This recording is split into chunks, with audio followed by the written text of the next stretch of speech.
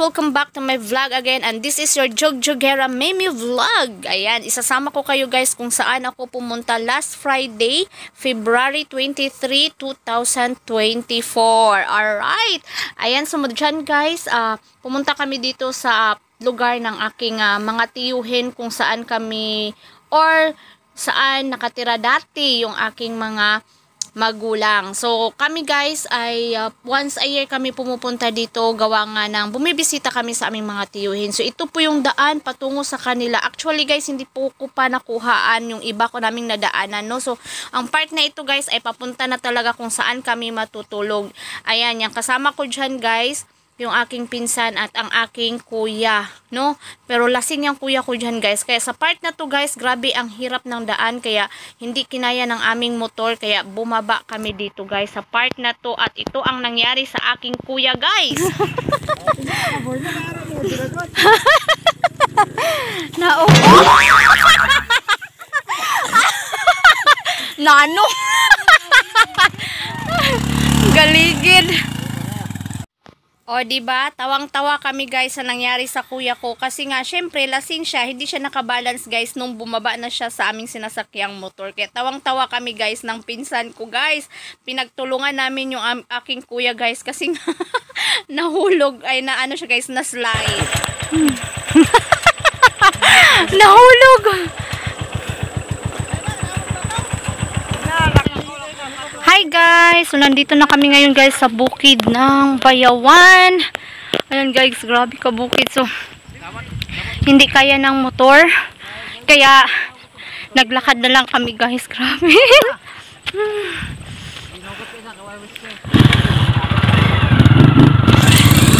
Ayan guys, ang lalaki ng mga bato guys. Kaya, takot kaming sumakay. Yan oh. Kaya, lakad ang pig.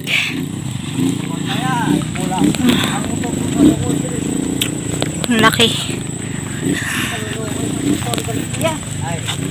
Taka ako motor di gapon nga to. Taka di ako mabaw. Grabe. Kakapagod guys. Ayan guys oh. Lalaki yung butas ng ilong mo dito guys. Grabe. Ang layo. Doon. Ato pa dito. Why?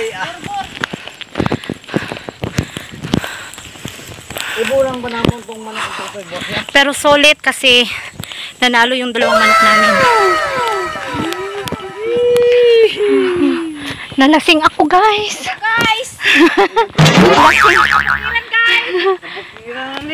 Lasing kami guys. Nagligid-ligid kami guys sa bangin. Ayan, walang katapusang lakad pa rin guys kasi nga, 'di ba? Oh, makikita nyo naman guys ang daan, hindi kaya talaga ng motor. Kaya siya guys, pero kailangan mo talaga siyang maglakad lalo na pag yung motor mo ay yung maliliit. Oh, 'di ba? So ayan, ang lalaki ng mga bato, tapos ang ganda ng paligid dito guys. Sulit naman yung pagpunta namin. Kung makikita nyo guys, nandyan yung dalawang motor naghihintay sa amin kasi dito sa part na to pwede na kaming umangkas.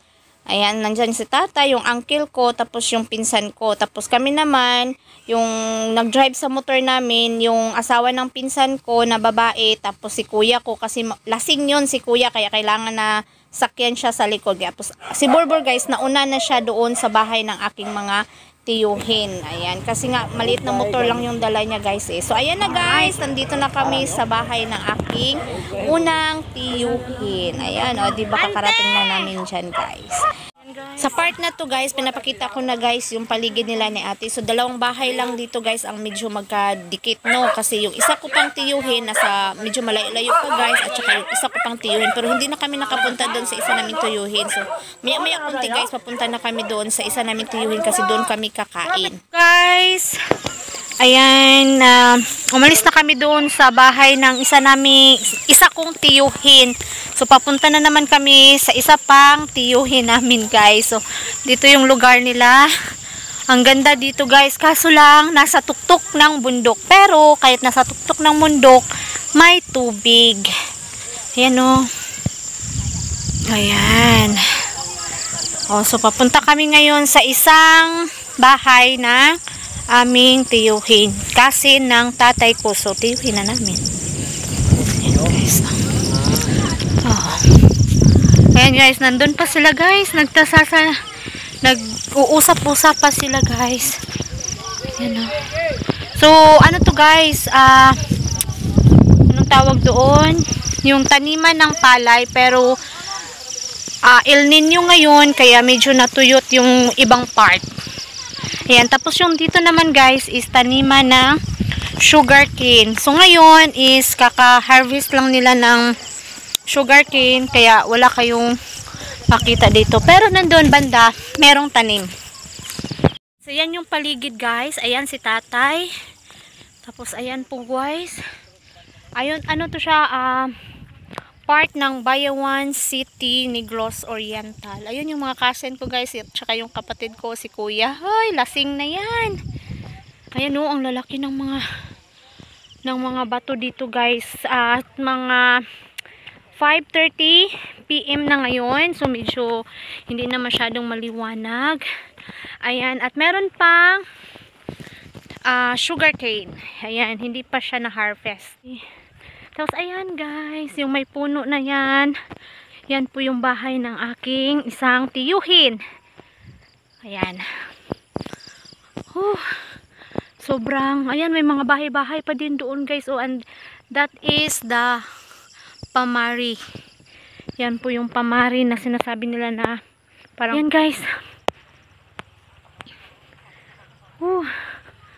Ayan, malapit na ako sa kanilang bahay.